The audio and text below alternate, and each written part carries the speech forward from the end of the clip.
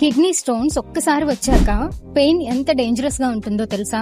Good news ఏంటి అంటే 90% of the cases prevent చేయొచ్చు. కిడ్నీ స్టోన్స్ రాకుండా ఉండాలి అంటే ఈ సింపుల్ హ్యాబిట్స్ ని ఫాలో చేయండి. Water is medicine. రోజు కనీసం 2.5 to 3 లీటర్స్ ఆఫ్ వాటర్ తప్పకుండా తీసుకోండి. యూరిన్ క్లియర్ గా ఉండాలి.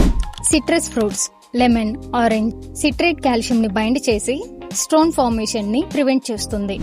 Potassium and magnesium foods, banana, avocado mineral balance ని ఇవి మెయింటైన్ చేస్తాయి.